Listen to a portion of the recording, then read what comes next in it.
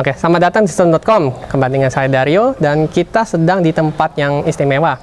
Karena bengkel ini bukan bengkel konversi listrik motor biasa, melainkan mereka juga bisa melakukan konversi mobil listrik. Nah, langsung aja ya. Ini kenalkan Pak Bowo, pemilik Spora EV. Nah, Pak Bowo, ini sejarahnya Spora EV itu gimana awal mulanya? Awal mulanya itu tahun 2020 akhir, ketika itu aturan untuk konversi motor itu baru saja dirilis oleh Kementerian Perhubungan. Nah, kita Mas Adi, foundernya dan saya co-foundernya bareng-bareng bersama bikin Spora EV ini. Visi kita adalah untuk mempercepat akselerasi adopsi kendaraan listrik di Indonesia, gitu, sehingga kita melihat bahwa kendaraan listrik ini baru dan mendapatkan animo yang sangat luar biasa oleh masyarakat ya. Kalau kita ngelihat dari perkembangan kendaraan listrik di berbagai belahan dunia yang lain, terutama di negara-negara maju yang udah berkembang, adopsi kendaraan listrik ini dimulai dari konversi dulu, bukan dari kendaraan baru, dan juga dari kendaraan komersil, seperti bis, truk, dan lain sebagainya, kendaraan yang untuk angkutan orang dan angkutan barang, sehingga itu yang mau kita lakukan di masa awal-awal ini. Gitu. Okay. Nah, lalu jasa apa yang ditawarkan oleh Spora EV sekarang ini? Kita itu ada 3 pilar sebetulnya. Yang pertama itu adalah kita membantu konsultasi. Jadi karena kita basically ada perusahaan engineering, kita membantu banyak pihak, korporasi maupun individu yang mau masuk ke kendaraan listrik. Misalnya ada satu perusahaan yang mau menggantikan fleetnya jadi kendaraan listrik, butuh konsultan, pendampingan teknikal segala macam, itu kita bisa provide. Atau jika satu perusahaan ingin mentransisikan pengguna energi ke kendaraan listrik, ke listrik gitu, kita bisa bantu. Itu konsultasi. Yang kedua adalah kita develop jasa konversi. Kita membantu perusahaan untuk bisa mengkonversi kendaraannya jadi kendaraan listrik, ya kan? Dan yang ketiga adalah jaringan bengkel konversi. Ini akan kita develop, kita akan bikin jaringan bengkel konversi di berbagai daerah untuk memudahkan masyarakat, individu maupun corporate untuk bisa mengkonversi kendaraan listriknya dimanapun mereka berada. Jadi nggak hanya menawarkan jasa, tapi juga menawarkan jasa konsultasi. Ya, betul. Oke. Nah, lalu juga, untuk konversi mobil listrik nih ya, terutama ya, komponen apa aja yang diperlukan sebenarnya? Kalau untuk konversi, basically kan powertrain dan energi storage-nya ya, gitu. Kita ganti.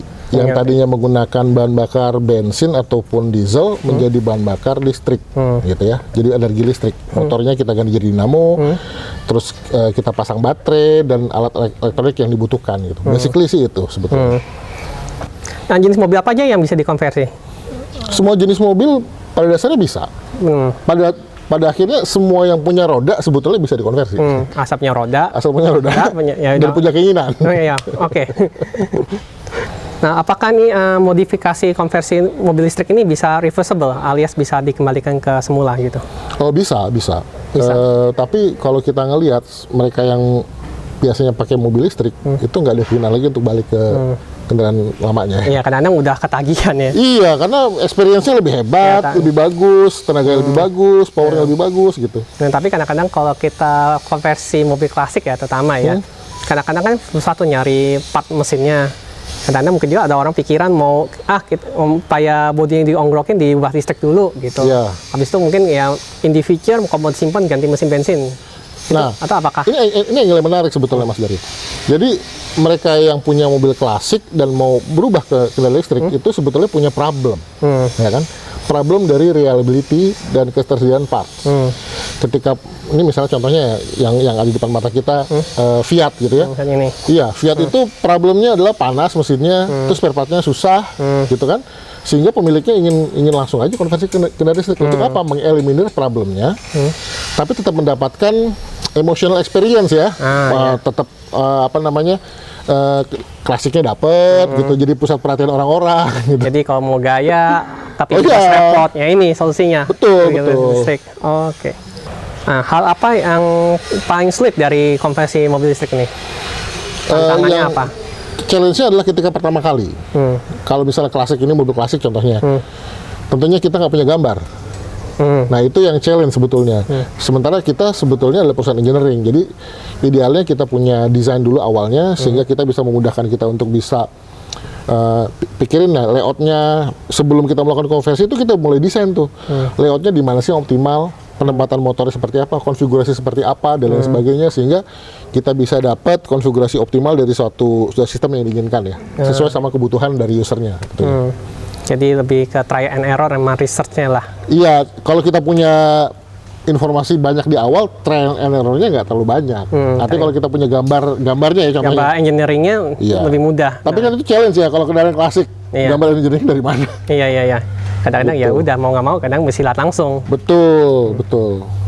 Ini kalau mobil bensin kan ada kayak AC, power steering, sama rem tuh, itu kan putaran mesin. Betul. Nah, kalau di mobil listrik gimana tuh? Jadi memang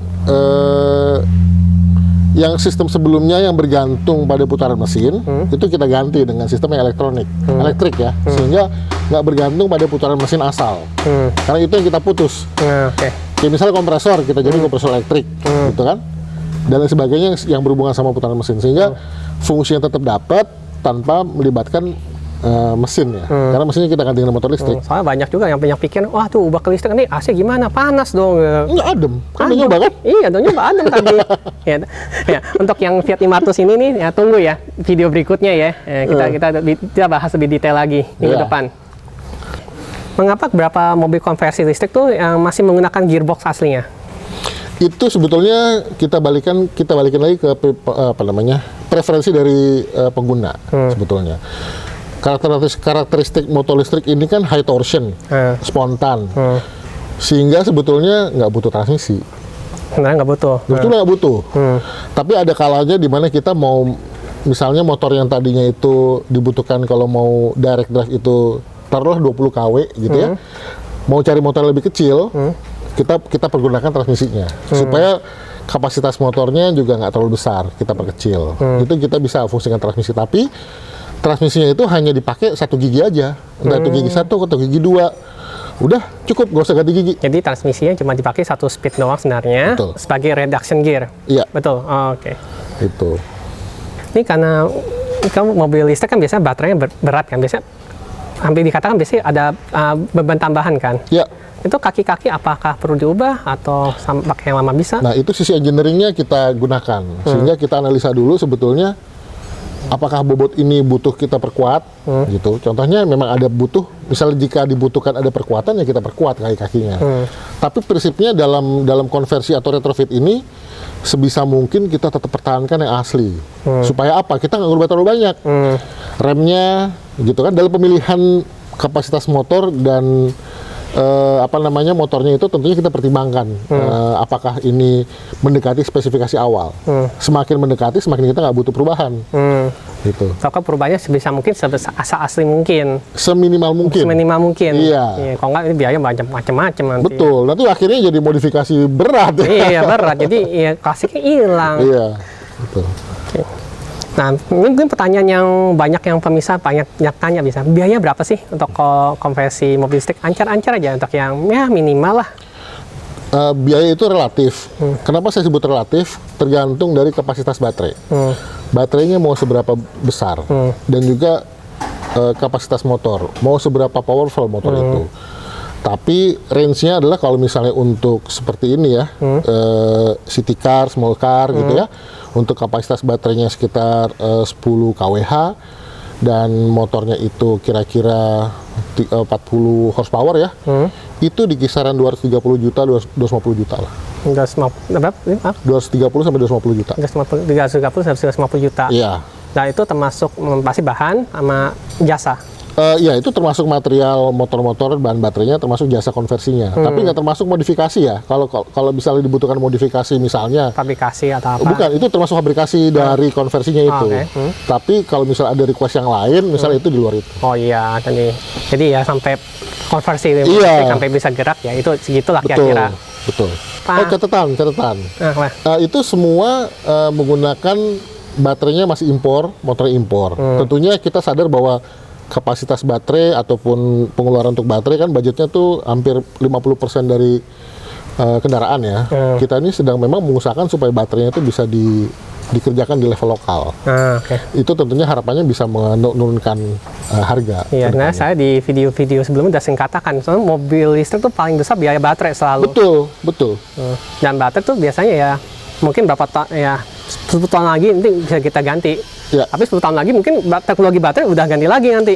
Iya, itu yang kita alami bahwa sekarang teknologi itu berkembang kan, masih berkembang bahwa harga akan semakin murah ke depannya, teknologi baru akan berkembang sehingga nggak nutup kemungkinan bahwa baterai itu bisa di recycle lagi 100%. Ya, biasanya juga seingat saya baterai lithium LiFePO tuh udah ada recycle-nya. Iya, Proses betul. recycle-nya. Jadi ya mobil ini ya benar-benar ramah lingkungan dari segi produksi, segi penggunaan. Iya.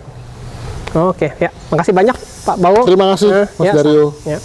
Oke, terima kasih telah menonton video ini. Jangan lupa like dan subscribe setrum.com. Dan jangan lupa juga follow kita di Instagram setrum.com dan juga FB kita setrum.com. Sampai jumpa di video berikutnya.